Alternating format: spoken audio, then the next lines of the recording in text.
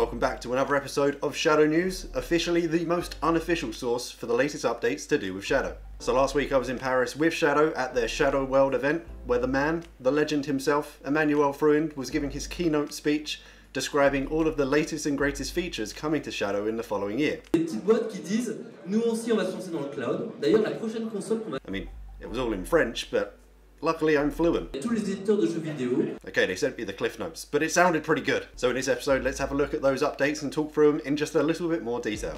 Everyone, we have an announcement to make. Firstly, let's talk about the announcement of Shadow Hive, which is difficult to explain. If I had to put it simplistically, kind of say it's a mixture of Discord and Twitch put together for Shadow users. Essentially, there's over 50,000 of us who all use the service now.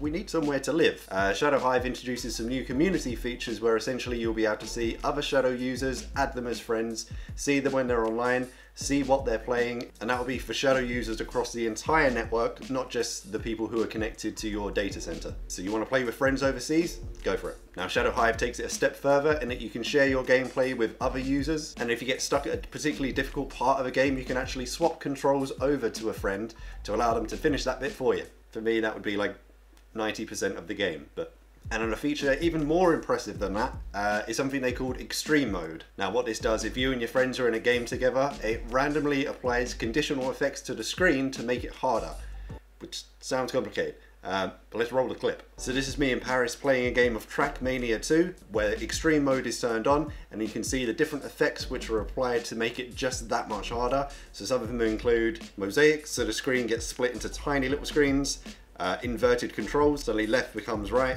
it's extremely disorientating, upside down mode, 8-bit, make it rain, which is just like rain and thunder all over the screen, night vision, multicolored, one of my favorites for playing a racing game, intoxicated, never experienced that before. And for you Matrix fans, there's an effect just called The One, where you see everything in the code of the Matrix. Now, as I said, you can apply these effects to literally any game that you and your friends are playing. It doesn't require any effort from the game developers themselves. It's essentially just an overlay that's going to sit over their game. However, as I mentioned, I was trying it on TrackMania 2, which is such a perfect fit for this feature that Shadow have actually partnered with Ubisoft developer Nadio, who make TrackMania 2, so that every Shadow user gets a free copy of TrackMania 2. Now what this means is when Shadow Hive does go live, every user will have at least one game in common so they can jump straight in and try it together. Shadow Hive is currently looking to be released early next year, but if you wanted to get in a little bit earlier than that, sign-ups for their beta is now available through your Shadow account.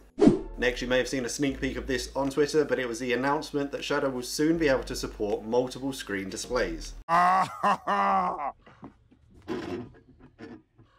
Oh, that's hot. That's hot. So I was able to try this firsthand at the Shadow World event with a free screen display on a racing game where I had like a perfect 180-degree field of view so that I could see cars in front of me, mirrors at the side, scenery going past.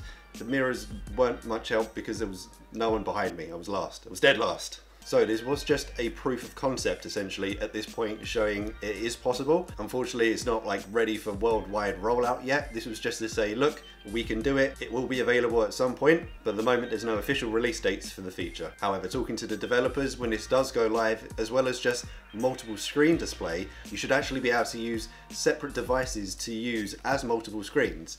So say you only have a one monitor setup like this, stick your laptop next to it, screen number 2. Stick your phone next to it, screen number 3. Anything that you can run your Shadow device on can essentially become an extra screen. So this is obviously going to be a massive help for multitasking, for Twitch streamers. You can have your comments up on a completely separate device or a second screen. Even for editors like myself, having that extra screen space is always handy in a very, very professional manner. I'm going to put memes on it. As I say, at the moment, no official release dates or anything for this feature, but as more information does come out, I will keep you updated. Next, in the previous video, we discussed some of the enhanced features in the beta version of the Shadow app, which included an improved streaming module, copy and paste features between your local device and your virtual machine, and a new launcher which would automatically detect the best settings for you. Good news is that has now been launched into the production version of the app, so all users will now be able to benefit from those great features. For full details, I'll include the changelog in the description down below. Next, for anyone watching in the US who are users already or are like drastically waiting for the data center to become available in their area, we got an up-to-date map to show where the next rollout locations will be, The most recent one being a few weeks ago in Dallas. As you can see, they're now hitting a lot of central locations because previously they just covered the east and west coasts. And as I mentioned in the previous video, the plans continue to be a complete coverage of the US, then heading to Northern Europe. Next, if you're not already following Shadow on Twitter, it's a great time to do so, as they're doing a Christmas Advent Calendar giveaway event where every day they'll be running a different giveaway. I say Advent Calendar, it's actually called Shadvent Calendar. You've got no one but community manager Luke to blame for that. So we're only halfway to Christmas. If you haven't seen it already, follow them on Twitter now. While you're there, follow me. And then last but certainly not least, obviously the thing that everyone's been asking for, an update on the release of Shadow Ghost. Unfortunately, at this time, I'm still not at liberty to give a specific date, but I can say it will be early next year. However, after spending an extended period of time with it last weekend at the Shadow World event, I can tell you it is well worth the wait. So there's a few things I can tell you about it from first-hand usage. One, the thing is tiny. That's what she said. Two, compared to the Shadow box, which is sat there behind me, which you can kind of hear whirring away in the background of all of the videos, the Shadow Ghost really is fanless and silent.